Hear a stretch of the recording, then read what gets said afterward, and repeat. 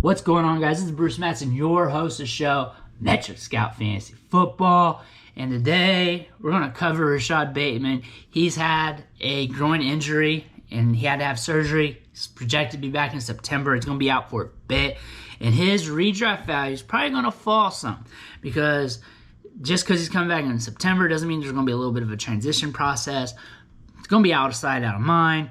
And what does that mean for us? From my perspective, I still love him as a player. I still think he has a chance to be an alpha wide receiver. I still think he can be this year's Justin Jefferson.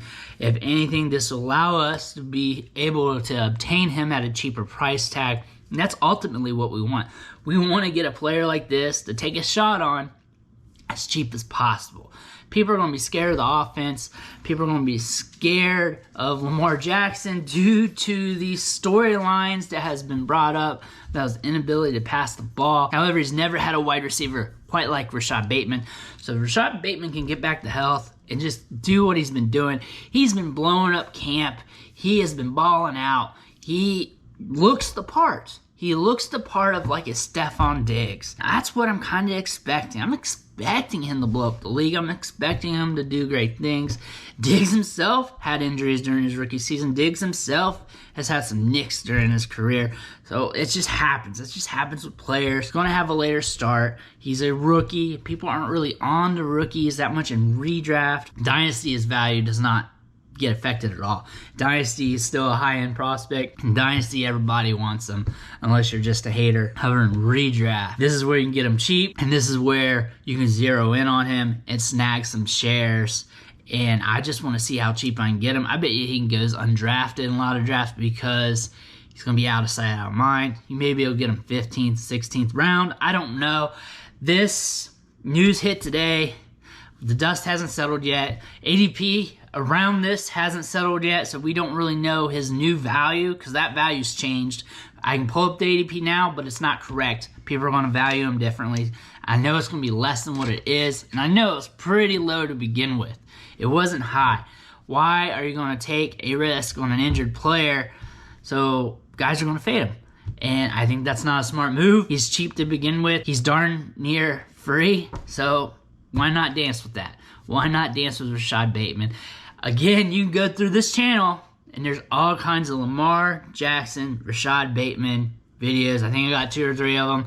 I did one like a couple weeks ago. Did one a couple months ago. The one a couple months ago hit pretty hard. It got about 7,000 views almost. But on the real, I think this is going to be a match made in heaven. I think these two are going to connect very well. I think this is going to put Marquise Brown on the way out. I don't think he's going to have a 25% target share anymore. Once Rashod Bateman is into the fold, this may slow Bateman down at the start of the season. I expect him to have a good run come mid-season, later part of the season, or maybe even instantly, because that is in the realm of the possibilities with Rashod Bateman. He's that talented of a prospect, highly productive from a market share standpoint at Minnesota, good requisite athleticism, very nuanced route runner. Everything checks out with him. He checks all the boxes. There's literally no red flags in his profile. There's no way he really should bust. Unless injuries play a big toll in his career, there's really no way I can see him busting. I do not see that pathway. Of course it's possible, but I feel like he's a very safe player to hit your wagons to. 2021, as a rookie, not all rookies hit their first year. I feel like Bateman's going to hit soon in his career, whether it's this year or next. Just depends on how this groin injury goes, but I think he's going to be pretty safe for the long term. Bateman's a guy you need to be casting some nets out for, whether you get him in your last round of your draft, pick him up on waivers early in September, but you need to keep an eye on him because he's a mega threat to put this league on its head. I want to thank you for watching the show. Make sure you hit that follow button on the way out. Hit that like as well, and I'll catch you next time.